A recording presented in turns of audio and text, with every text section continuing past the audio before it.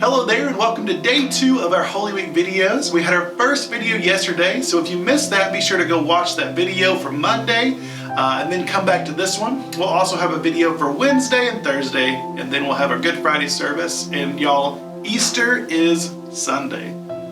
Again, these videos exist in hopes to help prepare our hearts for Easter and doing what we can to make the most out of this week and remembering the death and resurrection of Jesus. We're going day by day in Jesus' last week before his death. Today is Tuesday of Holy Week. On Sunday, we see Jesus ride into Jerusalem and being warmly accepted and welcomed. Yesterday was his second day in Jerusalem, which takes a big turn as Jesus chases out those who are buying and selling in the temple.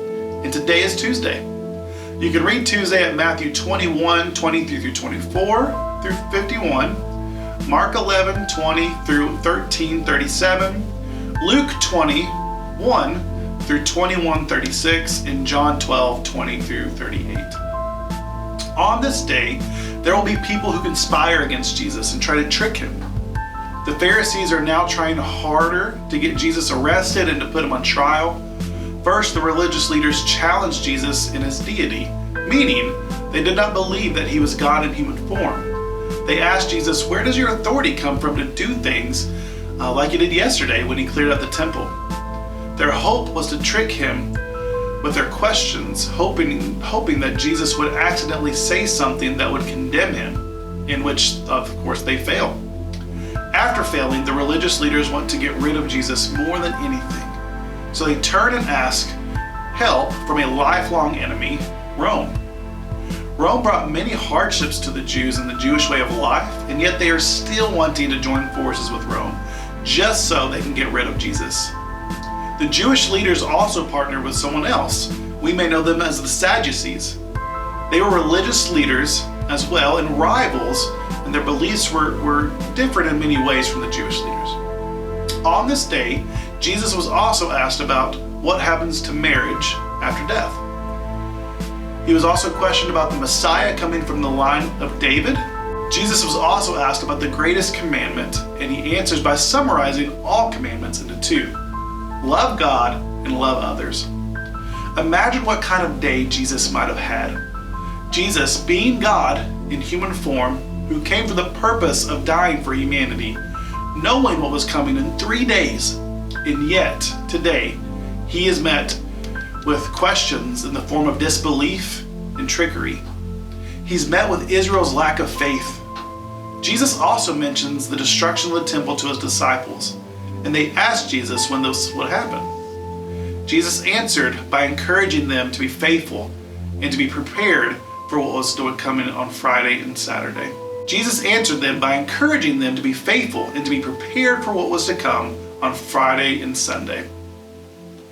As Jesus gives the command to love God and love others, Jesus is in the midst of showing these people the perfect example of real love. As he is speaking to these people, he is actively looking at people he knows he will die for. He will come face to face with the crowd who will be chanting, "Crucify him." And he will be looking at the people that he will die for. And even as he is in the midst of the soldiers who are nailing him to the cross, he will be looking at people that he is dying for. Jesus does not just tell us to love. He shows us what real love is to be and look like. Real love includes sacrifice. Real love is unconditional. Real love means denying yourself. Jesus did some stuff that he really did not want to during this week.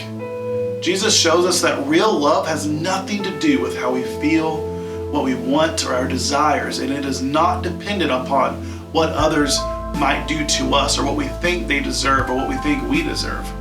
Church family, may we be known for our love. When others see us, may they see a type of love that is in us that astounds them, that surprises them. May they see a type of love that maybe even confuses them at times. A type of love that sets us apart. So let's check our hearts this week. When it comes to love, how are we doing? The way we speak, does it show love and bring hope? How we act towards others, does it show love? Do we look at things in our lives as convenient or inconvenient? Or do we look at something and see it as an opportunity to show love in some way. It is so easy to compare ourselves to others. We see someone and we may say, well, compared to them, I really do show love in a pretty good way. But other people are not what we are to compare ourselves to. What happens this week 2,000 years ago, Jesus is our example to follow, and we are to see ourselves in light of who He is. If you're a leader in your household, I want to challenge you to show love in some way today. Do not let today end without intentionally showing love to every single member of your household today. Love starts where you live, and may it go with us wherever we go. But when we do this, may we also look for ways to share the story of the cross as we show love. Love without works is dead, and similarly, love without truth is empty. May we be people who react in love and are looking for opportunities to share the story of Jesus with others so they can come to understand this amazing mystery of real love as well. Look out for another video tomorrow morning, and we'll see you in person or either online for our Good Friday service and of course Easter.